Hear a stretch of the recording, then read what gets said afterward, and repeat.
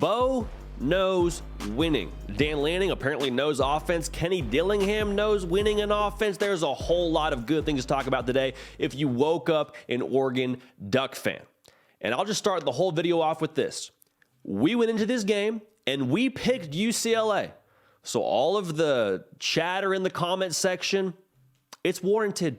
We deserve it. We welcome it with open arms. When we're wrong, we're wrong. We were wrong about Oregon yesterday. They made a statement to the rest of the country. We're about to get into what that is right now.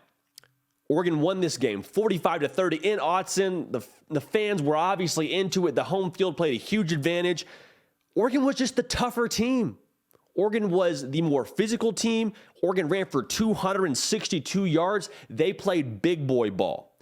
And I think the statement they made to the rest of the country is, you're going to have to deal with us. And good for Oregon, because if you were just a casual college football fan, you kind of watch a game here, watch a game there, just peruse the national brands, you probably only saw Oregon play against Georgia. You said, wow, overrated. They're ranked what? Wow, we're wrong on them. Next. And you sold Oregon down the river. As Lee Corso would say, not so fast, my friend. Because we have to remind ourselves, that Georgia team, yeah, they had some new guys on defense. That was a program that is much further along in their development than what Oregon was on that day. That was Dan Lanning's first day as a head coach. And so for him to have the kind of game he had yesterday as a coach, this program to have that kind of game they had yesterday, the stage for the Pac-12 to have a top 10 matchup, College Game Day was there, which was phenomenal, by the way.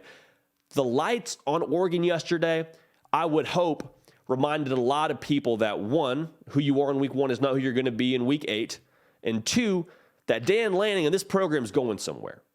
Because the way they played yesterday, like I said, just sends that message, you're going to have to deal with Oregon. Whether it's this year, whether it's in years to come, the kind of football they played yesterday, the brand of football they played, that's going to work. I don't care if it's Pac-12, I don't care if it's SEC, ACC, Group of 5, Ivy League, don't matter to me. If they can consistently deliver on the kind of product they played yesterday, they're going to be all right. Let's talk about Bo Nix. Similar to what you talked about with Oregon in week 1, that was kind of the conversation around Bo Nix's whole career. He was good at times for Auburn. He was bad at times, a lot of the time for Auburn. You would kind of dismiss him as a serviceable player, pretty inconsistent, fun to watch. Bo Nix was big game Bo yesterday. I mean, had an absolute day, 283 yards, 5 touchdowns, no picks.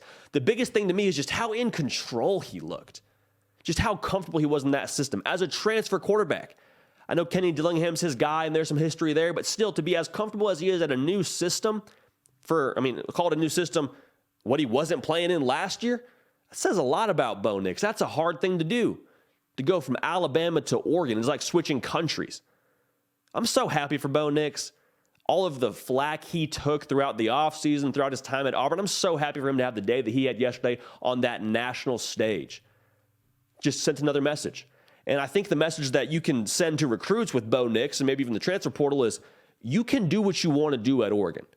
You want to throw the ball? Come do it at Oregon. You want to run the ball? Come do it at Oregon. Like I said, 262 yards on the ground. You want to play defense? You can do it at Oregon. And they did it against a program that, quite frankly, what we were betting on was that UCLA is a further developed product. Chip Kelly, been there a long time. DTR, going on his 19th year playing college football. That wasn't the case yesterday. Dan Lanning and his program, they out-schemed Chip Kelly. They out-chess-mastered the chess master. It is so impressive what they did yesterday. I don't think we can talk about it enough. You can package that up to recruits and say, you can come do it at Oregon. And so what this means for the rest of the way is that like I said, we got to deal with Oregon, but for the Pac-12, I think they're the top dog. I don't really think it's that much of a discussion.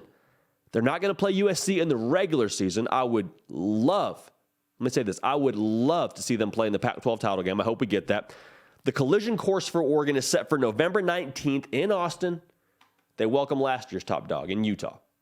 And Utah still thinks they are the top dog. I mean, just call a spade a spade. Kyle Whittingham, we say it all the time, experienced, built a program. They got their guy in Cam Rising. That's going to be a really good litmus test for us on Oregon. But I think for them to be as far along as they are in year 1 under Dan Lanning, I can't stress that enough. In year 1, to have the kind of results they had yesterday says a lot about the direction they're headed and the entire buy-in of that operation in his staff. It doesn't always happen. When you get a new coach into your program, there's a lot of guys that will transfer portal out, a lot of guys that will stick around but mentally have transfer portal out. That doesn't happen. You don't win a game 45-30 and have that kind of feeling of those kind of players on your team. So Dan Lanning's got this thing headed the right way. This brand of football will travel coast to coast. Now, they got to get the personnel. He's got to hit the recruiting trail and get the guys that can do this coast to coast. But Dan Lanning, from what he put on tape yesterday, what he had on a national stage, is going to be something you can package up and take to recruits. You can do what you want to do at Oregon. Now, the college football playoff is going to be talked about a lot about this program going forward. I'm just going to go ahead and say this. They probably need some things to happen. But if they can win out, run the table, be a one-loss Pac-12 champ, and some chaos happens, Oregon could be sitting right there and be in good shape. I'll leave it at that.